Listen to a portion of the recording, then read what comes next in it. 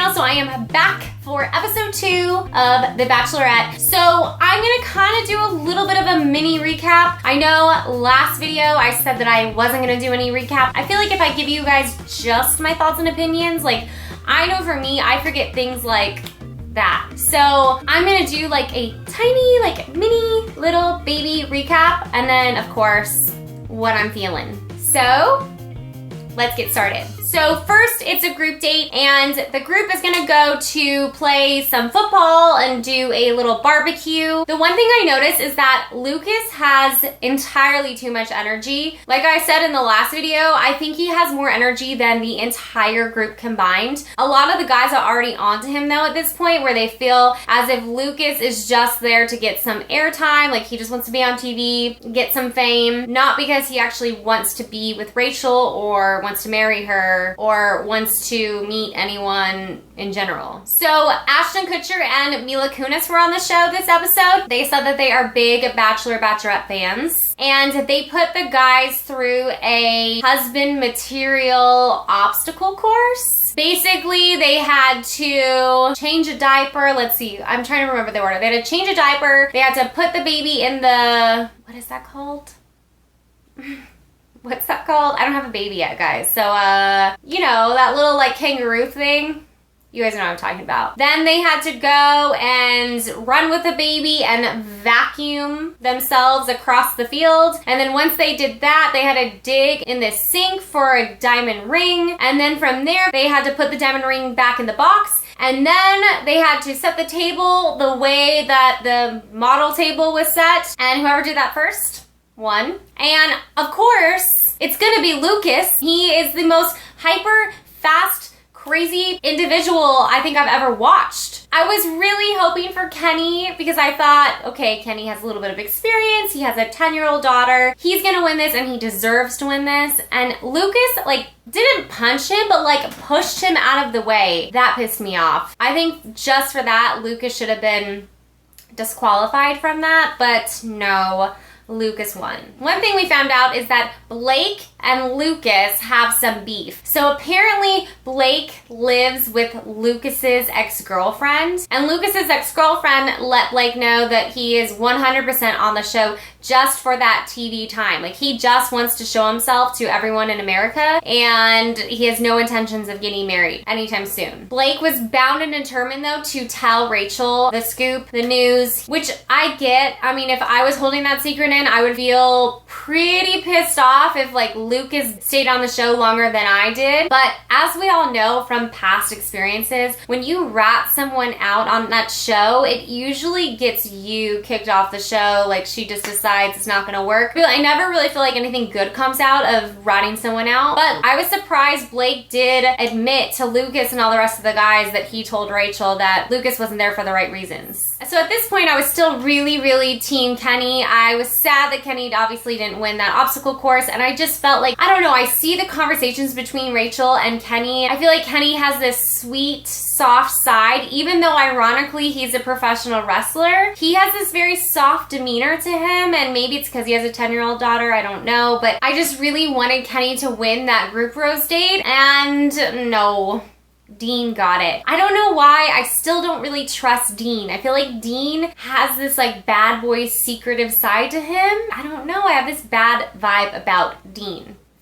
So I know last video I was getting a lot of comments about Peter being people's favorites, and I did not remember who Peter was, but I will let you guys all know now. I definitely know who Peter is, and I feel like Peter is now my first choice for Rachel. I do still love Kenny, but I just loved their date. I think their date was so cute. I loved how Rachel tricked him and said that it was gonna be a 2-on-1 and that her best friend was injured and she hasn't seen her best friend in a while. And I loved that it was her dog. Some of you guys know I don't have a dog, but I have a cat. And I don't know. I mean, I love all animals. So I thought that that date was the cutest date ever. I loved that Peter was just loving on her dog. I just thought it was so sweet. And I just loved how you really got to see how Peter had that very soft, sweet side to him. And I feel like Rachel's connection with Peter was like, it was really, really, really good. So because of that, Peter, #1 so far. Okay, so here is where the craziness happens. So I predicted it. I knew it. DeMario, he's the one with the girlfriend. So anyways, if you guys did not see the episode, mini recap here. They play basketball and Kareem Abdul-Jabbar comes and he is judging, watching them practice. The guys end up playing against each other and then there's a whole crowd and a bunch of fans that are rooting for whatever team. I guess one of the fans in that crowd was DeMario's ex-girlfriend or kind of somewhat girlfriend. Long story short, the game is over and DeMario's kind of ex, kind of still girlfriend, comes up to Rachel and tells Rachel that he just basically ghosted her, said that he wanted to work on things and he was going to be better about stuff, and then all of a sudden, bye. And Rachel, obviously not knowing if like maybe this girl's crazy, maybe DeMario doesn't even know her, pulls DeMario aside and is like, hey, I gotta talk to you outside. DeMario thought that he was gonna give the group date rose. Little did he know the shit was about to hit the fan right outside. So here's the first shady part about this.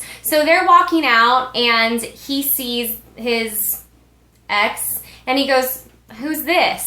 As if he didn't even know his ex-girlfriend.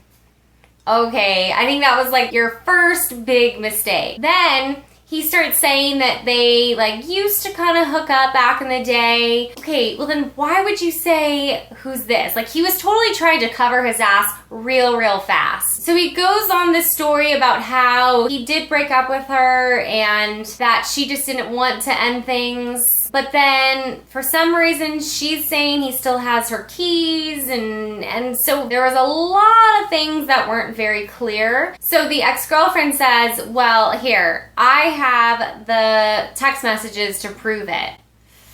So one thing that I talked about with my husband was that, okay, anyone could change someone's name in their phone. So like, let's say I'm gonna change my husband's name to Mom or something like that. And then I can have this whole fake conversation with Mom and it's really my husband. You get what I'm saying? However, I just don't think that that's the case for DeMario's situation. I feel like DeMario definitely sent those text messages of saying like he was gonna try and he wanted to work stuff out, etc., etc. And then he probably found out he was gonna be on The Bachelor and then it was like, peace, bye. So she shows Rachel the text messages and it's all done from there. Rachel's not gonna have it. I wouldn't have it either. I would have probably taken that ball and thrown it at his head. She kicked him off. She just said like, she's not gonna get played by anyone here. If anyone has a girlfriend here, they need to fess up now, let her know. I think everyone would have had like maybe a little bit more respect, like very tiny bit more respect for DeMario if he would have said, yeah, I had a girlfriend, I did something wrong, I ghosted her, but that's only because I found out that I was gonna get the chance with the most beautiful girl in the world, Rachel, but none of that happened.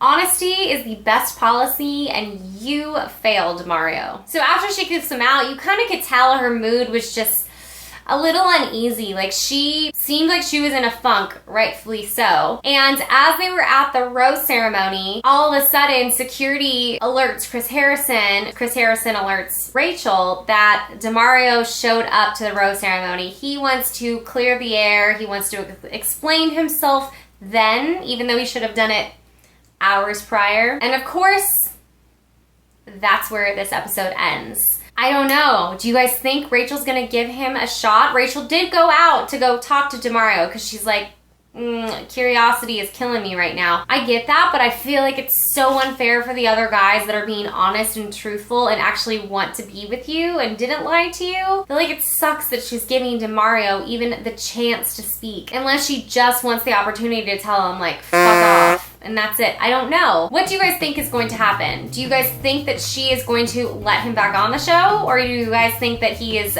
gone for good? Let me know what you guys have to say about it down below. Again, as always, I love to hear all of your thoughts and opinions. If this is the first time you're watching my videos, thank you guys so much for watching. If you are not subscribed, make sure you subscribe to my channel because I post videos every single Wednesday, sometimes Thursday, because I'm a little bit slow. But either way, I'll see you guys all next week. Bye.